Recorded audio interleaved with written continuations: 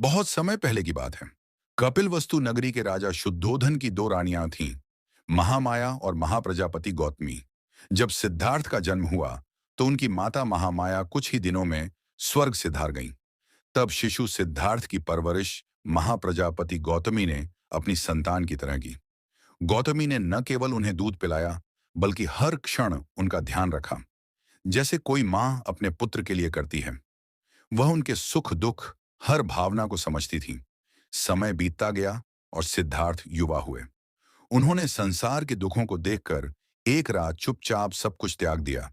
परिवार, महल, वैभव और ज्ञान की खोज में निकल पड़े। गौतमी के लिए वह क्षण असहनीय था, लेकिन फिर भी वह जानती थीं कि यह त्याग किसी सामान्य उद्देश्य के लिए नहीं था। सिद्धार्थ का मार्ग सत्य की ओर था। वर्षों बीते। सिद्धार्थ अब गौतम बुद्ध बन चुके थे, एक जागृत आत्मा। वे गांव-गांव जाकर लोगों को दुख से मुक्ति का मार्ग सिखा रहे थे। उनकी ख्याति दूर-दूर तक फैल चुकी थी। एक दिन गौतमी ने निर्णय लिया, मैं भी अब बुद्ध के मार्ग पर चलूंगी। मैं भी भिक्षुणी बनूंगी। वह अपने बालों को काटकर, गेरुए वस्त्र पहनकर कुछ अन्य स्त्रियों के साथ बुद्ध के पास गईं। वे सब बुद्ध से निवेदन करने लगीं, हमें भी संघ में स्थान दें। हम भी नियमों का पालन करेंगी, साधना करेंगी और मोक्ष की ओर बढ़ेंगी। लेकिन बुद्ध चुप रहे। 3 बार गौतमी ने निवेदन किया, 3 बार बुद्ध ने मना कर दिया।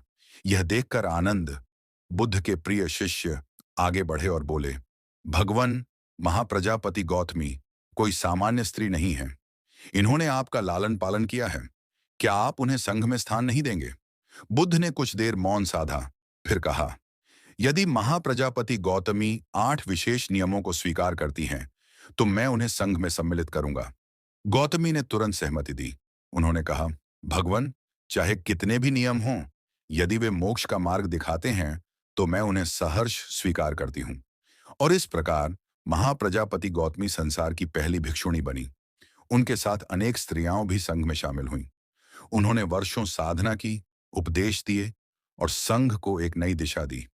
आज भी जब स्त्रियां भिक्षुणी बनकर बुद्ध का मार्ग अपनाती हैं, तो उनके पथ की पहली रोशनी महाप्रजापति गौतमी ही होती है। एक मां, एक साध्वी और स्त्री स्वतंत्रता की प्रतीक।